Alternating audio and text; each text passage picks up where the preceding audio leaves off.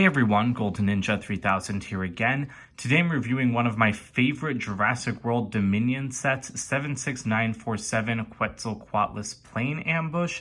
This has 306 pieces, 3 minifigures, one gigantic new pterosaur, and it retails for $40 in the US. I do think that this is probably the best value for any Jurassic World set LEGO has ever released, so keep watching to find out why. Alright, we might as well get these mediocre minifigures out of the way. Here is our millionth gray shirt Owen. Nothing new about this guy from Fallen Kingdom. I mean, the character, sure. The minifigure, not so much. Same old face, kind of misaligned. Same old torso. And the print quality on this one seems to be a little bit lacking. Like, there's a chip in that print, and it's not the right skin color. Claire Deering is a little bit better because she actually gets a new torso print. I really like that teal color on her, although again, the quality of print for her skin is pretty abysmal. Don't know why LEGO can't just get that right. Same old face, which is irritating. Both of these guys should have new faces. It's been 4 years, LEGO, make something new. And stupid hairpiece. Hate this hairpiece. I will complain about it in every single video until the end of time because this woman has bangs and like a shoulder length like bob or like wavy hair. This is not the right hairpiece. And speaking of bobs, here is our new character Kayla Watts, who also has a horrible hairpiece, but she has a nice torso and face print. It's just that her hair in the movie is like kind of thrown over one shoulder and it's very wavy. It's also dark brown scattered with like lighter highlights, and LEGO just slapped a nougat colored bob on her. I literally have no words. Like, these minifigures are just like the height of laziness, I think. But her face is nice. I will give LEGO that. At least they made a great new face print for her. I'm sorry for the yellowish lighting. I feel like that's gonna kind of make this white pterosaur look a little bit off. But yeah, this is the main reason everyone is interested in this set. This thing is freaking insane. Look at how much bigger it is than LEGO's like standard Pteranodon. That is a crazy size difference. And yes, it does have studs on the back, so I can do that. That is an insane size difference. Completely accurate to the real thing. I hope I'm getting the pronunciation right, but the Quetzalcoatlus has always been a creature that's really fascinated me ever since I was a child. It had a wingspan of, I believe, 45 feet. So don't know how much that is in meters, but it's very, very large. A T-Rex was like 40-ish, 45-ish feet long. So this is a really awesome thing. I do wish it had a little bit more articulation, but first let's look at what it does have. This consists of 4 new molds. There's a new body, there's a new lower jaw, and then there are 2 new wings. The wings are attached using these ratcheted joints that LEGO's been using for quite a while, actually. Like, these are nothing special. They just basically connect like right into the wings over here, but I'm not going to pull it out right now. And so as a result, you get a lot more motion with these wings. Like, you can move them in and out like a regular pterosaur, but you can also turn them forward and you can turn them backwards if you don't break them out like me. So that's really cool. I don't love the clicking noise. Like, usually I like the clicking of ratcheted joints. It's just a little bit weird on like an animal to hear that. But again, very minor complaint. That's not like anything real to complain about because I do really like the range of motion. This is obviously unrealistic, but I just kind of imagine it air braking. And so I think it's really good for play, even if the 360-degree rotation isn't real life accurate. This thing has a pretty nice pattern across the wings too. I really like that the tan coloring. And this is accurate to the movie. It's a little bit more grayish white in the movie, but I think that LEGO did the best they could. This is flexible, but it's not rubber. It is plastic. So I'm glad that LEGO didn't just make it rubber. And then it does have these little claws on the end, which look a little bit like under-finished, honestly. And then you can kind of see the bone structure of its arms, for lack of a better term, in there. And actually, looking from underneath, you can see the nice sculpting on the body. It does have 2 studs over here, so it's still in LEGO system, like barely. You can connect things to it. And the feet. The feet are shaped up pretty well, although again, they just look kind of weird. And they are equipped with bar connections, just like the smaller LEGO Pteranodon. That's very nice. I always love it when LEGO does that. The head up here, sadly, there is no neck articulation. I really would have liked to have seen that, and I'll show you why in a second. But I do think the head was done very well. The colors are very vibrant. The printing of the orange on the white does match up fairly well to the lower jaw, although it's just a tad bit darker, but better too dark than too light, in my opinion. I really like the feather detailing. There's just the slightest bit of molded detail in there, and the crest looks really good as well. Like, I just think that LEGO did a really good job on the head. The beak does open, and it just has like, it's kind of, you have to kind of get a nail under it, and it's just got one click. Inside, like, there's nothing really special. There is a little bit of a gap that develops. I don't love that, but again, pretty minor nitpick, all things considered. You can kind of like make it close halfway, but there's only like one actual click mechanism here. And in theory, because this has the rotating wings, you can kind of make it look like it's trying to walk on its wings, because that is how pterosaurs landed. Like, they landed with their like hands, for lack of a better term, on the ground and their wings folded against their body. But this thing can't really do that. Because the neck can't move and because of the way the wings are done, like Smaug could do it from the Hobbit line, and that was something I always loved about him. And I really wish LEGO had found a way to make that work on a pterosaur of this size, because it just can't do anything. And because the head can't move, even if you were to get it in kind of a sitting position like this, the head's just out of frame because it can't bend down. So it's just stuck sitting like that and kind of just staring up into the sky. So I do wish that it had some neck articulation. This is not a helicopter, so I apologize if I call it one, but I'm just so used to this cockpit piece being used on helicopters, I keep calling it one in my head. This is like a decommissioned military aircraft that I'm assuming Kayla hijacks or like repairs for them. So it does have a little bit of an eclectic color scheme. You've got dark blue, you've got dark red, you have olive green, you have some dark tan, and obviously grays and blacks.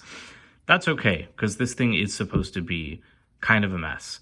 And so I do think LEGO's color scheme works here. I particularly like the olive green and the dark red. I think that those will blend really well.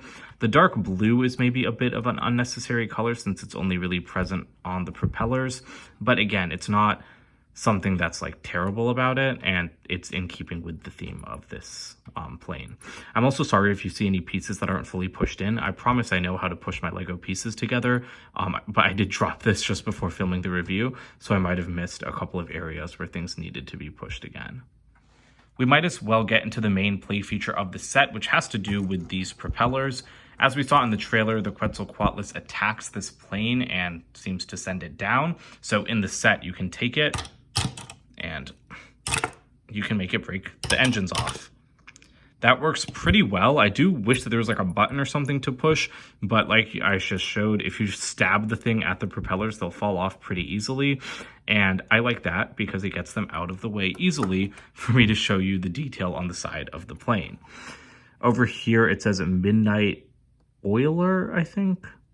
Yeah, I think that's what it says. And it's got a minifigure with like waving hair in the wind. That's a really nice sticker design. And there are some more stickers on the cockpit, but I think that those are kind of useless.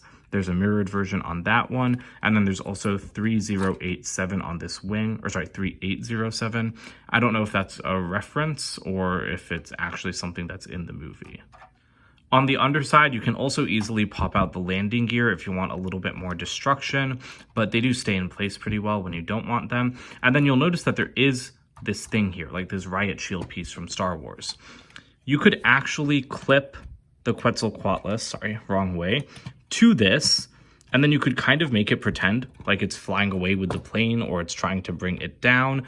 It can't, as you can see, if you turn it up, it does disconnect from this piece. This piece is also put on very flimsily, and so it's just difficult to like actually do anything with that because the weight of this thing will just break like the bar off really easily. So I think it's nice that LEGO tried including a place to attach the Quetzalcoatlus to the plane, but they should have just built it into the actual structure so that everything wouldn't be breaking all the time. Moving into the interior, this does seat at least 3 people in the movie, and I am delighted to report that it also seats 3 people in the LEGO set. You'll also notice there's a bit of a cargo area back there, but we'll get to that in a second. First of all, this is a really nice little control area because you have a printed panel and you have like, not a joystick, but you have like a steering vane. So I really like that, and that's where you can place Kayla.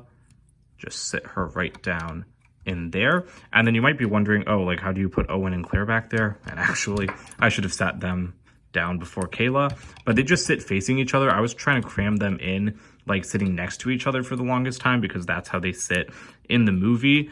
But yeah, it's just basically impossible. So put their hands down, face them across from each other, put Kayla in front, and there you go. You have 3 people in the cockpit. It's a very tight fit, but LEGO did a great job doing that. Because if this only sat 2 people, I would have been a little bit disappointed, but I would have understood. But actually being able to fit 3 people, that's just perfection. At the back, you do have like this big bar thing, which kind of restricts access to the cargo space. But basically, you can fold down that trapdoor piece, fold up this trapdoor piece, and inside, you have a lot of space. This reminds me of the Captain Marvel quad jet set because it was also a similar size and it had a ton of cargo space in the back, and that's all also nicely tiled off. So you could probably just cram a few minifigures lying down in there if you really wanted to, but it's intended to hold this little space or this little like rack with a flashlight and a fire extinguisher. Something that is lacking in the new Jurassic World sets are tranquilizer guns. Like, they aren't in every set, and I definitely think they should be, so I would have liked to see that included. But even with that inside, there's still a ton of space left for any other cargo you might want to include. That's pretty much it for the build, but I did want to show you one last shot of just how the Quetzalcoatlus compares to the plane. Its wingspan is almost as much as the plane itself, so that is pretty impressive. And because this does have studs on it, you can attach it like at the front if you wanted to, if I can find where the studs are. So again, that's nice, but not a very secure connection. Here are the extra pieces. This is the thick $40 box size. Great art on the front. Love the dinosaur breaking through the amber, or in this case, pterosaur, not dinosaur. Also really like the stylized art on the side, although there is no tongue on the actual thing. That would have been a nice inclusion. And then there's just some play features at the back. And also, once again, LEGO shows you just how much you're missing out on these things, because if only their Quetzalcoatlus could do that. Like, why can't it? I want it to do that. The instruction manual is a square one, and at the back you do have the ads for the other Dominion sets and the dinosaur checklist, except not actually, because they don't include boxes to check them off, but you know what I mean. Honestly, just buy this set. If you're at all interested in dinosaurs or other flying reptiles, just buy this. I think that it is like the best value for money of any Jurassic World set ever, because this would be a $40 LEGO set and a side build on its own. This would not be a $30 set without the dinosaur. It would at least be $35 and include another little build. So for this to be $40 and include a giant new pterosaur, giant, like this thing is almost as big as the plane itself, with 4 brand new molds, like, that's crazy. I honestly don't know why LEGO didn't charge $50 for this, because even at $50, this would not be as overpriced as some other Jurassic World sets, and I would still be giving it a pretty positive review. It's got cool play features, easy destruction, it looks good. Like, yes, it looks like a mess, but it's supposed to look like a mess. It has amazing storage space for minifigures, it has a lot of cargo space. The only problem with this set are the bad minifigures. And the minifigures are only bad because LEGO was lazy. So, like, but if you don't have any of those minifigures, then this is a great set for you, because it gives you 3 main characters from the movie. No fluff, no like random hunters or poachers or anything. So I highly recommend buying this set. I think it's great. That's pretty much it for my thoughts on it. Don't forget to comment, like, and subscribe, and check out my website, goldenninja3000.com, and I will see you guys with more videos soon. Bye for now.